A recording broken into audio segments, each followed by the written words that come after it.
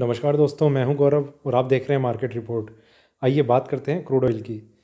दोस्तों, आगे बढ़ने से पहले शुरुआत करते हैं कि लास्ट ट्रेडिंग सेशन कैसा था और उसमें हमने किस तरीके के मूव आते हुए देखे मार्केट में। सबसे पहले ये 5 मिनट का टाइम फ्रेम मैंने सेट किया हुआ है चार्ट्स पे। इसमें जो लास्ट ट्रेडिंग सेशन था उसमें मार्केट एक गैप अप ओपनिंग के साथ खुला। देखिए, gap up gap down opening तो क्रूड ऑयल में जिसे हमें कहना चाहिए वैसा तो कुछ हो ही नहीं रहा है। बस 4-5 रुपए की ऊपर मार्केट ओपन हो जाएगा, 10-12 रुपये ऊपर ओपन हो जाएगा।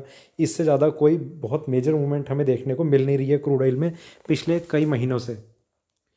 मार्केट ने शुरुआत करी अपनी ऊपर, थोड़ी देर तक अपने आप को स्टेबल रखा उन्हीं लेवल्स पे, पर वहाँ से सडनली एक डाउनसाइड शुरू हो गई और उसके बाद इवनिंग सेशन शुरू होते ही इसमें एक बाइंग आनी शुरू हुई, जिसमें एक नया हाई क्रिएट हुआ, पर फिर से एक मार्केट सेलिंग जोन में आ गया और अपने आप को इसने लोअर लेवल से बिल्कुल ज़रा सा ऊपर आकर अपनी क्लोजिंग सेटल कर दी। दोस्तों, यहाँ आप एक चीज़ देखेंगे कि मार्केट में एक अगर मैं एक ओवरव्यू दूँ तो इस तरीके का है। साइडवेज डाउन ट्रेंड, बहुत ज़्यादा एक डाउन साइड हम नहीं देख रहे। मार्केट आगे बढ़ रहा है पर धीरे धीरे नीचे की तरफ जा रहा है, और ये सिर्फ इस 5 मिनट के टाइम फ्रेम पे नहीं है। अगर मैं इस 5 मिनट को पीछे से भी अगर मैं काउंट करूँ तो इसी तरीके का एक व्यू नज़र आ रहा है। और थोड़ा सा टाइम फ्रेम हम बढ़ाते हैं, 15 मिनट की तरफ चलते हैं। यहाँ पर हमें कुछ चीज़ें और ज़्यादा क्लियर होंगी कि कुछ दिनों पहले इसमें धीरे धीरे, बहुत धीरे धीरे एक स्ट्रेंथ बनती हुई नज़र आ रही थी चार्ट्स पे, और अब पिछले 2-3 दिन से इसमें वही एक स्ट्रेंथ कमज़ोर हो चुकी है और मार्केट वापस उन्हीं लेवल्स पे आ चुका है जहाँ पर वो पहले था। ठीक है, और थोड़ा सा आगे बढ़ते हैं, हम 1 घंटे की तरफ चलते हैं। यहाँ पर बहुत क्लियर व्यू आपको एक मिल रहा होगा कि इतना एरिया इसका जो एक सपोर्ट जोन बना हुआ है, ये मैं बात कर रहा हूँ लगभग 7-8 तारीख से लेकर अभी तक की। ठीक है, कितना बड़ा इसमें एक टाइम हो चुका है, और इसमें इसने ये एक डबल टॉप जैसा एक व्यू जनरेट किया है यहाँ पर और यहाँ पर।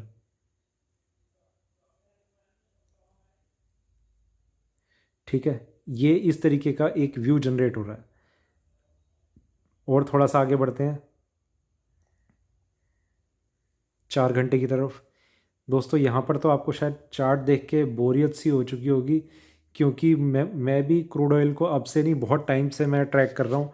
क्रूड ऑयल में कुछ भी इस तरीके की मूवमेंट हमें देखने को नहीं मिल रही है जिसमें एक ट्रेंड आ सके। पर दोस्तों, ये तूफान से पहले की शांति होती है, और ये शांति को टाइम काफ़ी ज़्यादा हो गया है, ये चीज़ ज़रूर है। मार्केट में एक थोड़ी सी एक स्ट्रेंथ बनती हुई हमने देखी, पर उसके बाद ये स्ट्रेंथ कहीं गायब हो गई। ना डाउन साइड बची ना स्ट्रेंथ बची। मार्केट जो है वो कुछ डॉट्स लेकर आगे की तरफ बढ़ रहा है, इससे ज़्यादा कुछ भी नहीं है 4 घंटे के चार्ट में। सेम काइंड ऑफ सिनेरियो हमें डेली चार्ट्स पर देखने को मिल रहा है। यहाँ पर भी एक फॉल आया, उसके बाद से मार्केट में ये बाउंस आया काफ़ी अच्छा, पर तब से लेकर अभी तक ऐसा लग रहा है कोई एक, जैसा होता नहीं जेड कैटेगरी के शेयर होते हैं इक्विटी मार्केट में, उसी तरीके से अब मैं इसे ट्रीट करने लग गया हूँ जेड कैटेगरी कमोडिटी। इसमें ना वॉल्यूम उस तरीके का बचा है, ना ट्रेड्स उस तरीके के बचे हैं, ना रेंज उस तरीके की बची है। मतलब इंट्राडे ट्रेडर्स इसमें ट्रेड करने से अब बचने लग गए हैं। मतलब कोई इसमें एंटर नहीं करना चाहता। हो सकता है ये उस तरफ हमें ले जाना चाहे कि जिससे भी हम बचना चाहते हैं, कि इस तरीके का एक मूव आ जाए एकदम से ऊपर की साइड में, या फिर से एक गिरावट आ जाए। देखिए, हो कुछ भी सकता है, पर क्या होगा वो भी बाद में ही पता चलेगा।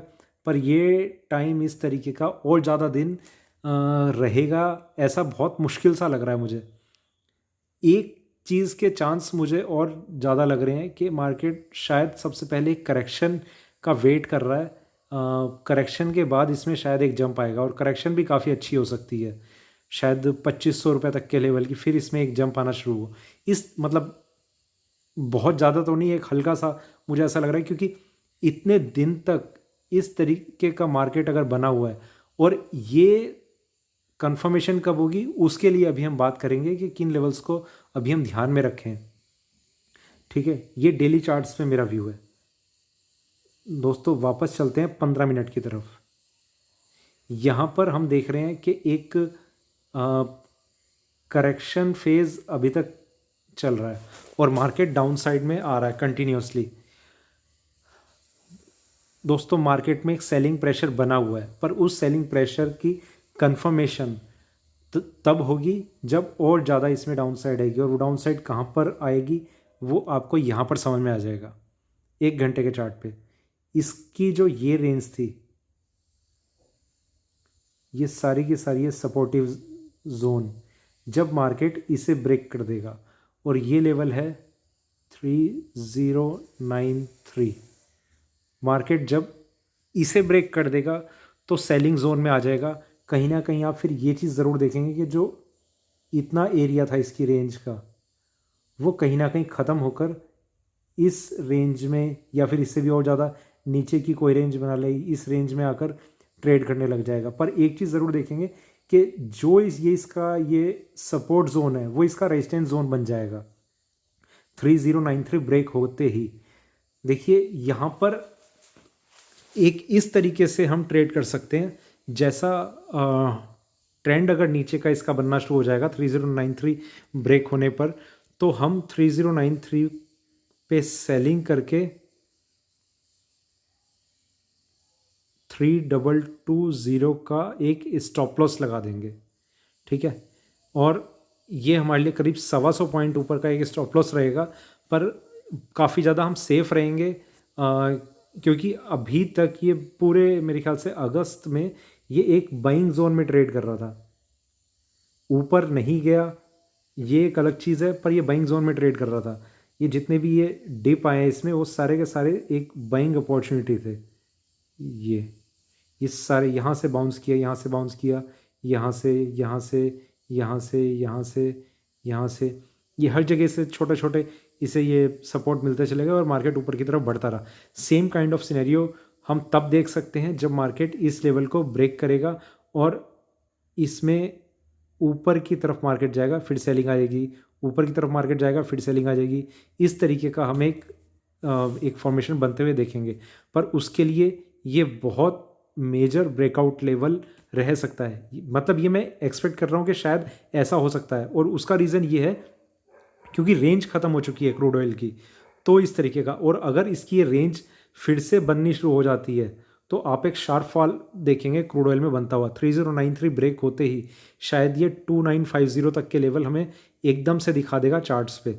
तो इस लेवल को आप ध्यान में ज़रूर रखें, इग्नोर ना करें। और अगर आपकी कोई बाइंग की पोजीशन चल रही है तो सिर्फ करीब करीब 55 रुपये या 60 रुपये के बीच में ये स्टॉप लॉस आपका बनेगा, पर इसे आप स्टॉप लॉस ट्रीट ज़रूर करें, आप इसे इग्नोर ना करें। मतलब अगर मार्केट में आपकी कोई बाइंग की पोजीशन है, करंट मार्केट प्राइस है 3149, यहाँ से अगर मार्केट और थोड़ा सा नीचे आता है और 3093 का लेवल ब्रेक कर देता है तो आप एग्जिट कर जाएं, यही मेरी रिकमेंडेशन आपको होगी। उसका एक ही रीज़न है कि उसके बाद मार्केट नीचे की तरफ लग रहा है। देखिए कुछ भी हो सकता है कि मार्केट रेंज में ट्रेड कर रहा है और आगे लंबे टाइम तक ये रेंज में ट्रेड करे, पर ये ब्रेकआउट लेवल है और काफ़ी मेजर ब्रेकआउट लेवल है। ये अगर डाउन साइड में ब्रेक हो गया तो नीचे कितना तक जाएगा उसका अभी कहना थोड़ा सा मुश्किल है, क्योंकि वो इसकी स्ट्रेंथ पे डिपेंड करेगा, कितने वॉल्यूम के साथ नीचे गिरना शुरू होता है, कितनी स्ट्रेंथ के साथ गिरना शुरू होता है। कुछ चीज़ें ऐसी रहेंगी, और क्या एक शार्प करेक्शन आती है या फिर धीरे धीरे मार्केट नीचे की तरफ मूव करता है।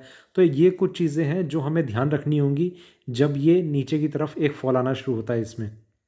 दूसरी चीज़ देखिए 3093 हमारा मेजर ब्रेकआउट लेवल है। ठीक है, दूसरी चीज़ कि मार्केट में सेलिंग नहीं आती और ये यहीं से टर्न करना शुरू होता है ऊपर की साइड में। दो सिनेरियो हैं, पहला कि आपकी ऑलरेडी इसमें बाइंग की पोजीशन बनी हुई है तो आपको चिंता करने की बात ही नहीं है, आप बहुत अच्छे से खुशी खुशी चार्ट्स को देखेंगे ऊपर आता हुआ। पर अगर आप फ्रेश बाइंग करना चाह रहे हैं तो फिर से वही लेवल है 3220, इसके ऊपर आप बाइंग करें, इससे पहले नहीं। इसके ऊपर ही एक बाइंग की रिकमेंडेशन मैं आपको दे पाऊँगा। इसके ऊपर चार्ट्स में थोड़ी सी एक स्ट्रेंथ वापस बननी शुरू होगी। देखिए एक रीज़न ये भी है जिसका इम्पैक्ट लगभग कई कमोडिटीज़ पे पड़ चुका है। गोल्ड पे सबसे ज़्यादा पड़ा है, सिल्वर पे पड़ा है और क्रूड ऑयल पे पड़ा है। क्रूड ऑयल का लेवल भी ये नहीं होता इस टाइम, इससे भी काफ़ी ऊपर होता अगर रूपी डॉलर का कन्वर्जन रेट वही रहता। तो उस वजह से हमने इसे करीब 125-150 रुपये नीचे अभी हम इसका प्राइस देख रहे हैं। ये प्राइस करीब करंट प्राइस की बात कर रहा हूँ 3300 के अराउंड हो सकता था अगर इसमें ये डाउनसाइड ना आई होती डॉलर में। ठीक है, तो ये एक रीज़न है कि इसका अभी करंटली इसका जो प्राइस है वो यहाँ पर है। पर अब अगर इसमें एक स्ट्रेंथ बननी शुरू होगी और तो आप इस प्राइस के ऊपर ही आप परचेज़ करें। और सिर्फ उससे भी ज़्यादा सही ये रहेगा क्योंकि ये एक रेंज में ट्रेड कर रहा है, यहाँ से भी ज़्यादा सही। यहाँ पर आप बहुत छोटी सी क्वांटिटी अगर आप चाहें तो ऐड कर सकते हैं और स्टॉप लॉस उस टाइम क्या होगा वो तभी पता चलेगा, वरना इसे भी आप स्टॉप लॉस मान के चल सकते हैं। 3100 मेरे ख्याल से 35-40 के बीच का शायद कुछ लेवल है जो इसका लो लगा है, इसे भी आप स्टॉप लॉस कंसिडर कर सकते हैं और बहुत छोटी सी क्वांटिटी आप यहाँ परचेज़ करें। उसकी कंफर्मेशन इसके ब्रेकआउट के बाद होगी 3250 के ऊपर। जब ये सस्टेन करेगा तो कंफर्मेशन ये होगी कि मार्केट और ऊपर और ज़्यादा स्ट्रेंथ के साथ अब मूव कर सकता है, क्योंकि यहाँ पर एक ये डबल टॉप जैसा जो ये एक चार्ट पे ये फॉर्मेशन बना हुआ है, ये एक काफ़ी मेजर रेजिस्टेंस की तरह काम कर सकता है। ठीक है, और थोड़ा सा हम आगे बढ़ते हैं 4 घंटे की तरफ में, देखते हैं ये किस तरीके का हमें चार्ट पे नज़र आ रहा है। देखिए यहाँ की अगर मैं बात करूँ तो कुछ double top, triple top, 4 top, 5 top, सब कुछ ही बिल्कुल मार्केट को धीरे धीरे ऊपर ले आ रहा है और एक कन्फ्यूजन सी क्रिएट की हुई है। तो सिर्फ एक ही चीज़ है, 3250 ज़्यादा सही रहेगा 3220 से, क्योंकि ये 30 रुपये के पीछे हम मार्केट में थोड़ा फंस सकते हैं, ऐसे चांसेस बन सकते हैं।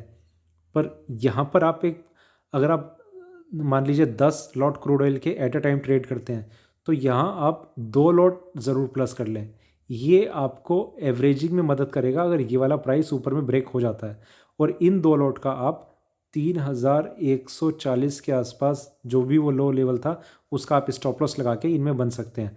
फिर अगर मार्केट ऊपर की तरफ में ये लेवल ब्रेक करता है तो आप यहाँ 8 लॉट और प्लस कर सकते हैं।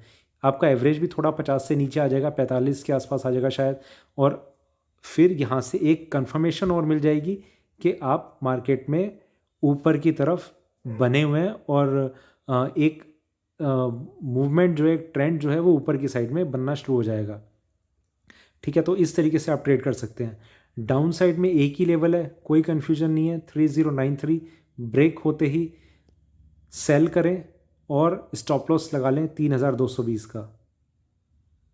ठीक है, यही एक आप स्ट्रेटेजी लेकर, सेलिंग में तो बहुत ज़्यादा क्लियर कट है, बाइंग में 3250 के ऊपर करेंगे ज़्यादा ठीक रहेगा। 3250 के ऊपर जब आप करेंगे अगर ये प्राइस ब्रेक होता है तो आप स्टॉप लॉस बहुत छोटा सा रखिएगा, मतलब कोई बहुत बड़ा स्टॉप लॉस नहीं रखना। जो भी आपको छोटे छोटे टाइम फ्रेम पे जो भी एक ठीक जगह स्टॉप लॉस लग रहा हो, या फिर आप मुझसे पूछ सकते हैं मार्केट रिपोर्ट 08 पे कि 3250 ब्रेक हो चुका है, अब हमें क्या स्टॉप लॉस मेंटेन करके चलना चाहिए जो हमारी पोजीशन सेफ रहे और स्टॉप लॉस हमारा अगर ट्रिगर हो जाए तो हमें कोई चिंता भी ना हो। ठीक है दोस्तों, तो ये था मेरा क्रूड ऑयल पे अभी का वीडियो अच्छा लगा हो तो लाइक करें, शेयर करें, बने रहें मेरे साथ, देखते रहिए मार्केट रिपोर्ट। धन्यवाद।